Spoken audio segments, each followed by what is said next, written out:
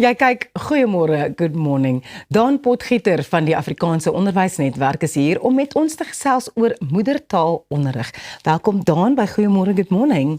Goeiemôre Rosanne, baie dankie. Daar is onlangs 'n studie gedoen oor die stand van Afrikaanse onderrig in die land. Ja. Watter bevindinge het vir jou uitgestaan? Ja, daar's 'n paar waaroor ons opgewonde is en 'n paar wat ons bietjie bekommerd het. Ja. Aan die een kant die opgewondenheid, die kwaliteit van Afrikaanse onderwys, enkel medium skole en skole waar Afrikaans nog as onderrigtaal gebruik word, staan kop en skouers uit. Dit vergelyk met van die beste in die wêreld, waarop ons natuurlik trots is. En ek dink die afgelope uitslae van die nasionale senior sertifikaat in 2025 het weer eens bewys die waarde van enkel medium Afrikaanse onderrig en moedertaalonderrig natuurlik. Aan die negatiewe kant, ja, daar's 'n afname van openbare skole in die algemeen. En dit is onrusbarend. Daar's bietjie so omtrent 1017 minder skole as 5-6 jaar gelede, maar daar is amper 1 miljoen kinders meer in die stelsel. Nou verstaan jy hoekom daar druk is op dinge soos toelating, graad 1, graad 8 en dies meer. Aan die Afrikaanse kant ook. Ons het skole gebloei, ons is so 300 skole minder, van nou omtrent net so by die 980 skole, enkel medium Afrikaanse skole, en dan het ons ook gesien dat openbare skole, die kwaliteit van die openbare skole in Afrikaans is natuurlik nog baie sterk. Onafhanklike skole het met so 110% gegroei, en dit is nogal interessant, te sien dat dan oor die 2000 onafhanklike of privaat skole is, waarvan 191 enkel medium Afrikaanse skole is. So dit is aan die skolekant. Aan die kant van personeel is ons bekommerd oor die uitvloei van beginneronderwyser.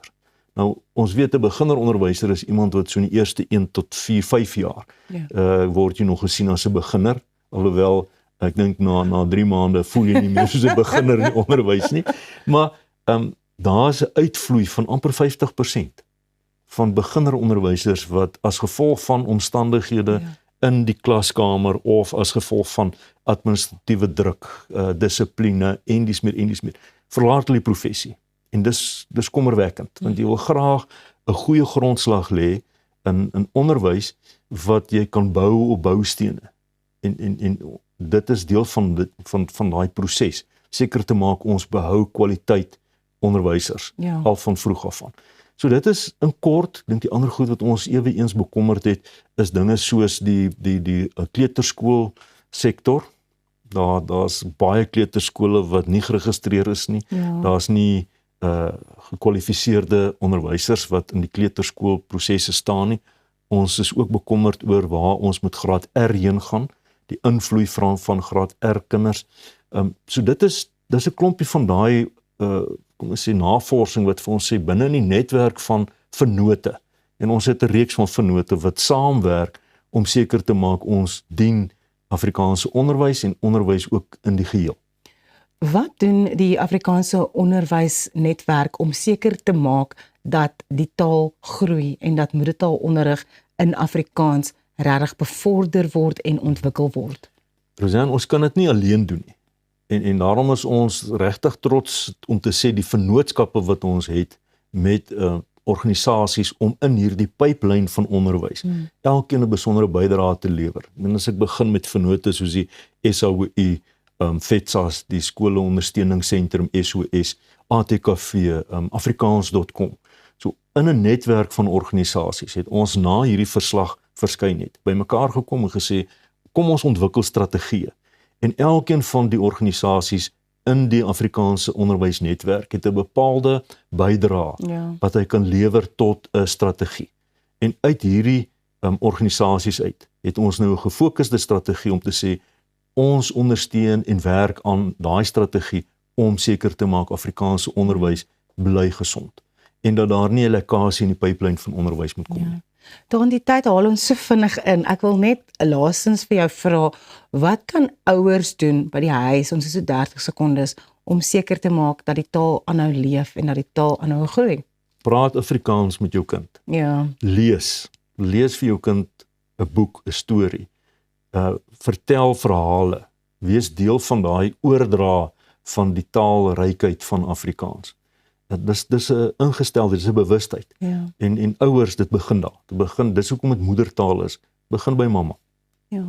Dankie. So 'n interessante gesprek. Dankie Daan. Ek dink ons moet jou beslis terugkry om hierdie gesprek bietjie verder te vat. Dankie. Dit dan Daan Potgieter van die Afrikaanse Onderwysnetwerk. As jy meer inligting soek, gaan na aonetwerk.co.za en kry dit daar. Oor na jou Pieter. Suid-Afrika het pas met die bekendstelling van ZARO, 'n nuwe digitale geleentheid wat direk aan die Suid-Afrikaanse rand gekoppel is, 'n groot tree in die globale digitale ekonomie geneem. Die projek bring van die land se mees betroubare instellings saam met die doel om die manier wat die rand beweeg in 'n toenemend digitale wêreld te moderniseer. Christo de Wit, landbestuurder by Luno, vertel ons meer. Goeiemôre Christo en welkom. Daar sit die man in 'n glimlag. Wat presies is ZARO en hoe sou jy dit verduidelik aan iemand wat nog nooit van die term stablecoin gehoor het nie? Ja, ek dink ZARO is regtig 'n waterskeidingsoomblik in die plaaslike ekonomie. Ek dink ons kan begin met wat is 'n stablecoin? Nou 'n stablecoin is 'n digitale eenheid, 'n digitale bate of 'n kripto wat gekoppel is aan 'n regte wêreldbate. Ons kry verskillende tipe stablecoins soos US dollar of Amerikaanse dollar stablecoins wat gekoppel is aan die FSA dollar. Dan kry jy ook stablecoins wat gekoppel is aan goud en so meer.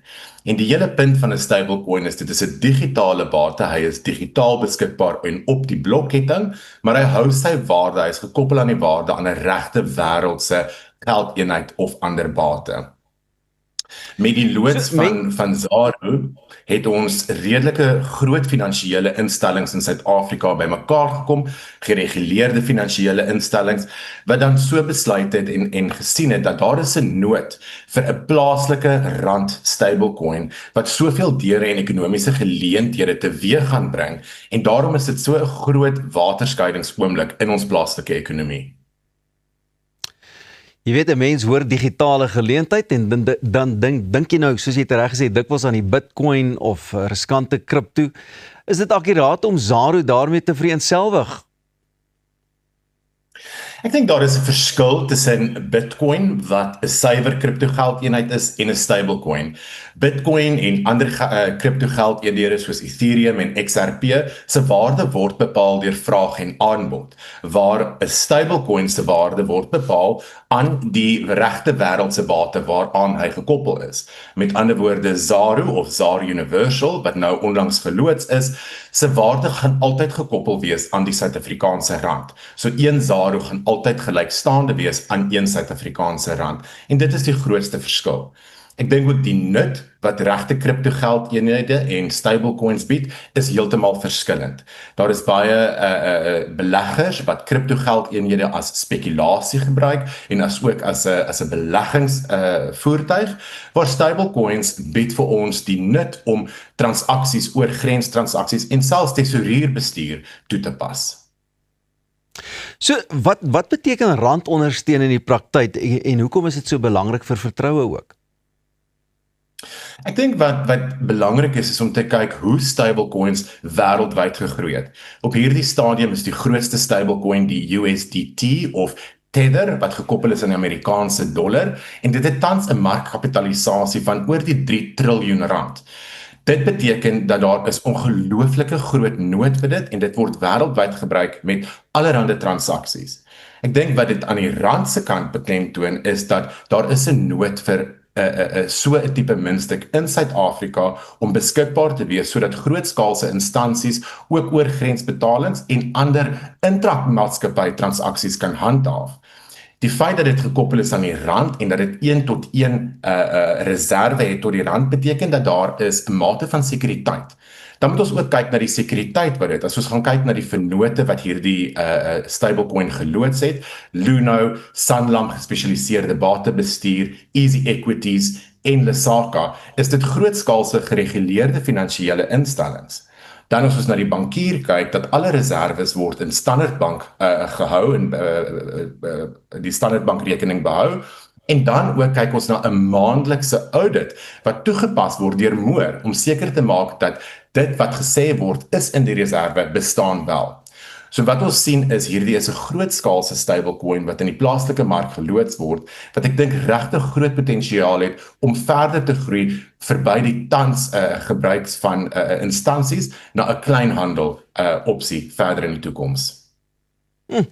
Nou, dit klink vir my, en ek weet ook, julle werk 24 uur per dag, 7 dae 'n week, anders as jou tradisionele banke. Hoekom is dit so groot saak in vandag se digitale ekonomie? Ek dink as ons gaan kyk hoe die ekonomie van die wêreld meer digitaal beweeg.